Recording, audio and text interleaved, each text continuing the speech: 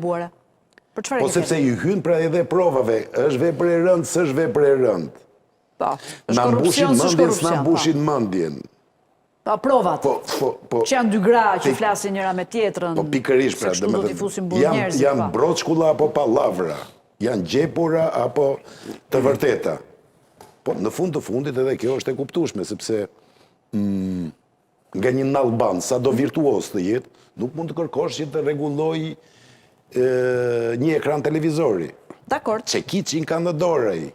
Dhe duke pasur çekiçin në dorë deri ke gozhda shkon. Pra, përfundoi Lenci që bëj një pyetje. Dështuan të vendosin këtë standard. Dhe sot, për paradoks. Ti e quan dështim? Dështim të frikshëm.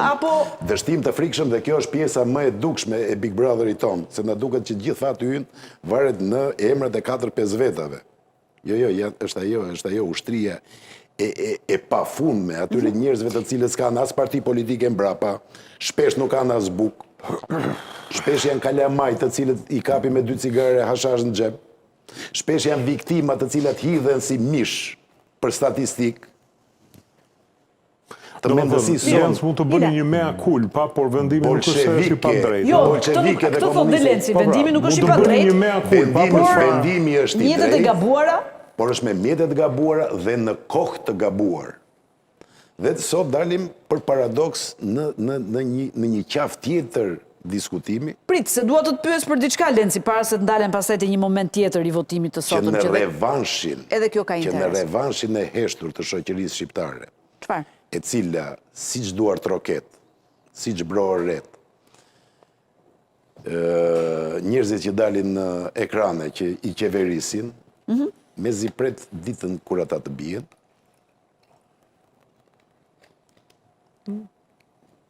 Ky është fillimi i një cikli. Fillimi i një cikli çfarë? Se këtë doja të pyesja. Që bën bashkë dy njerëzit më të pushtetshëm në këtë vend.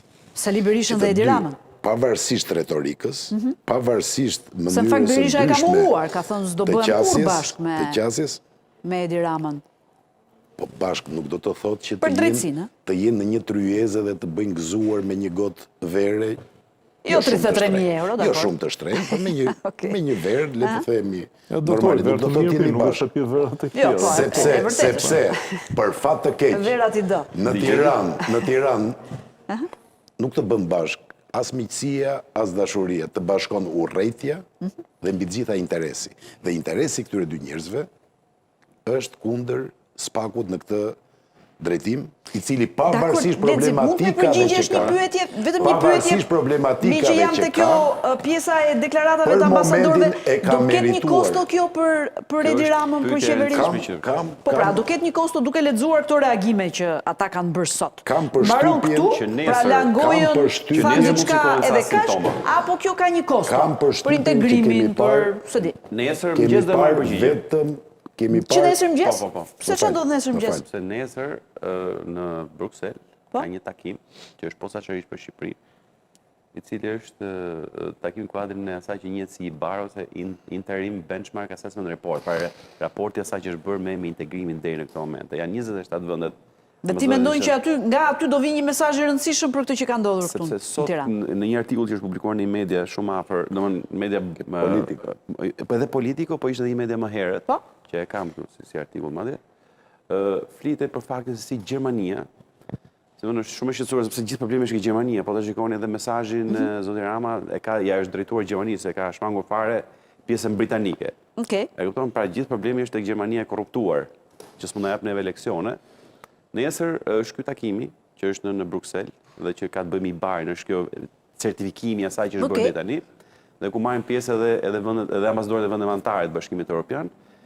Dhe me shumë gjast nesër, si më thonë, Gjermania dhe gjithë vendet që nuk janë pajtuar me atë që ka bërë sot zoti Rama, po që ka bërë sidomos kohët e fundit në raport me sistemin e drejtësisë, mund të japin mesazhet e veta. Dhe një sekond, ta çoj deri në fund. Dhe pikërisht për shkak duke i ditur këtë lloj qëndrimi ose këtë lloj reagimi të pritshëm të Gjermanisë, zoti Rama bëri atë shkrimin e përbashkët me Vučićin në Frankfurter Allgemeine Zeitung, duke kërkuar çfarë praktikisht po ta lexoj shkrimin. Duke lexuar që edhe duke thënë Bashkimit Evropian na pranoni kështu siç jemi, mua dhe Vučićit, të korruptuar, të pareformuar, sepse ne vim kështu, po ne s'duam as veto, s'duam të kemi as komisioner, s'duam të kemi as gjë, vetëm duam të futemi kështu. E kuptoj. Po gjë që përgjigjen e mori sot me gjëra fjala nga kush? Që mbet për të parë, mendoj që ishte përgjigje. E di kush nga mori përgjigjen? Nga që ishte një nga partizanet më të mëdhaja dhe më të flakta të integrimit të Shqipërisë në BE, që është zonja Marta Kos, e cila sot ka thënë që ne nuk lejojmë huaj Kali Troje në Bashkimin Evropian. Dhe Kali Troje. Kush Kali Troje? Kali Troje sot, ngjarje i vetmi nga 3 vendet aspirante për Bashkimin Evropian, që janë një zhvillim thua, që është Shqipëria. Shqipëria dhe Islanda është Shqipëria. Pra, po dhe Islanda është... Çudi do jetë pak që Marta Kos këtë zdruar mendim. Se e lavdronte shumë Edi Rama. Me qëra fjala, ka disa ditë, zonja Marta Kos e ka mbajtur fjalimin që ka cituar sot në Twitter para të premten. Ndërkohë vetëm sot, mbasi ndodhi votimi në Parlamentin e Shqipërisë, po fiksu bërë Kosi Dhall, me sa po ju prej Kosi Ramës kësaj here, dhe ku i prej Shqipërinë dhe Shqipërisë. Prandaj po them që mesazhi sot në zotin Rama shumë rëndësishëm. Zoti Rama sot ka replikuar, Zoti Rama ka replikuar sot, ne kemi kryeministin që replikon sot për standardet e demokracisë në vendet e Bashkimit Evropian. Dhe Zoti Rama i thot vendet e Bashkimit Evropian ndër të tjera që ju nuk keni argumentet mjaftueshme, i thot Zoti Rama Gjermanisë, për të fituar debatin mbi ekzistencën ose jo të kufirit mes ndarjes së pushteteve kushtetuese. Pra, ndërkohë që BE-ja, Gjermania, Britania, Holanda, Suedia, edhe në një vend tjetër që më kujtohet, i thanë Zoti Rama që me këtë që po bëre sot, ti ke cënuar një nga kushtet kryesore të integrimit të Shqipërisë në Bashkimin Evropian, Zoti Rama i tha atyre që ju s'keni argumenta dhe ju s'keni drejt, sepse unë jam ai që përfaqësoj standardin se si drejtësia ndihmohet duke e penguar atë të hetoj hajdutet me Belinda Ballukun. Para se të shkoj në reklama, jo kam vetëm një pyetje të shkurtër. Po e nis me Manjanin, po e kam për të gjithë. Tani sot gjatë votimit, 82 vota ishin kundër kërkesës së SPAK, gjatë votimit mungoj vota që ishin prezent në sallë, vota Eliza Spiropalit dhe Fatmir Xhafajt, se Blendi Gonxha ishte i justifikuar sepse nuk ndodhe në parlament, sepse ishte në Francë. Përkundër asaj që kërkoi Edi Rama dhe Taulant Balla, ditën e djeshme i ka dërguar një mesazh të gjithë deputetëve që duhet ishin prezent të gjithë në sallë për të dhënë votën e tyre. Ti si e lexon Lenci këtë mungesë? Pse mungoj Spiropali, pse mungoj Xhafaj? Është thjesht rastësi, është guximi tepërt, çfarë? Jo, kam përshtypjen se janë arsye të ndryshme. Të ndryshme për Spiropalin, të ndryshme për Xhafaj. Jashtë, nuk jam i sigurt për këtë gjë, por Xhafaj është për një problem personal gjithashtu jashtë, ndërkohë që kam përshtypjen se mungesa e zonjës Spiropali në sallë, pra mos pjesëmarrja në votim, ishte një akt politik. Akt politik? Për të treguar çfarë? Po sepse... Se dhe nuk e ngriti dorën në mbledhjen e grupit parlamentar. Qoftë edhe disa muaj si ministre jashtme, apo fakti që ajo flet anglisht, në qoftë se ju kujtohet edhe kryeministri ka përmendur shumë shpesh këtë sindromën e anglishfolzve, ndoshta jo di pasoje që do të sillte kjo çështje, sepse... Kjo vot, pra në qoftë se do votonte pro, do kishte pasoja. Sepse... Dhe e ka shmangur për këtë, apo është pa kënaqësia që ka edhe në raport me Ramën?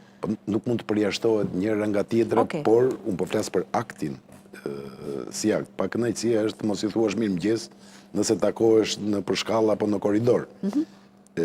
Akti është refuzimi për të marrë pjesë në votim. Sepse ashtu siç tha Manjani, ministri i jashtëm është dera ku përplasen mesazhet, kumtet, paralajmërimet, dhe kam përshtypjen se me shumë gjasa zonja Spiropali do të ketë qenë një nga këto filtra që i ka marrë edhe para mesazhe të tilla, edhe ndoshta transmetimi i tyre nuk është pritur me po të njëjtin entuziazëm nga Rama.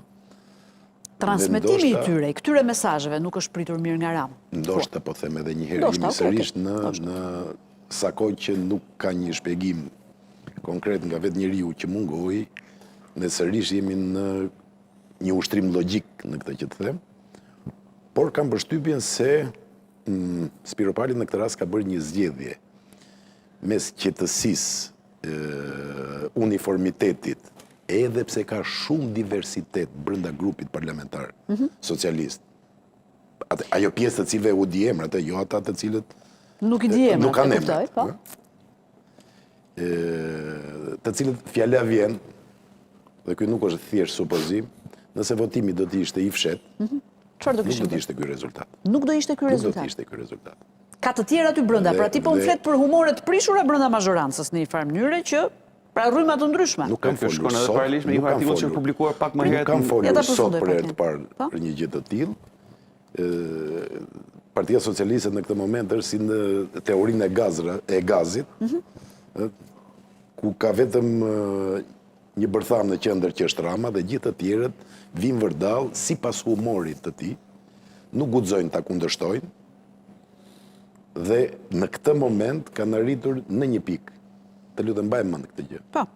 Vazhdojnë i binden Ramës, por Rama nuk i bind dot më. I binden urdhrit të tij, Po. por vendimi i Ramës nuk i bind më ata. Nuk i bind më ata. Dhe në këtë kuptim, Spiropali bëri një akt të tillë, pra një akt. Po mirë, ai prish raportet një herë për gjithmonë me Ramën, me Ai ka thënë në mbledhjet fundit qeverisë, që raporton Laci që unë do t'ju sakatoj, po më dolët kundra. do t'ju sakatoj, po më dolët kundra. Po, e kishte një shkrim ekskluziv në fakt Lapsi për këtë lloj mesazhi te Që Ramës. shkon Do t'ju paralelisht sakatoj. me këtë që ka ndodhur sot, pra që duket Po, më që dolët situata kundra. s'ka qenë shumë roz. Unë po ju them edhe një herë, dhe ky ishte, në këtë rast nuk është ushtrim logjik. Nëse votimi do të ishte i fshekt, do të ishte ndryshe. Më kujtohet një anekdot historike që tregonte Berlusconi në vetën e parë. Që? Në rinin e Lezë tij nga 70 aty s'kanë mendim fare, në fakt me qëra fjalla. Indava, jo, më fal, indava ata. I ndava, ka që si audima semrin po, po janë ca si shumë vetëm. Po 13 kanë me mendim vetin? Sa që është diferenca? Po për qatë PS-ja. Nuk është ende ai momenti të thuash, Po. janë 13 apo 14, është ende larg.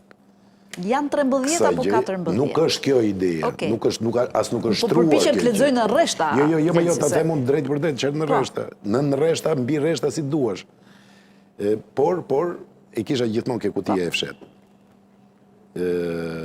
Është e jashtëzakonshme ajo që thoshte dikur Berlusconi, kujtonte rinin e tij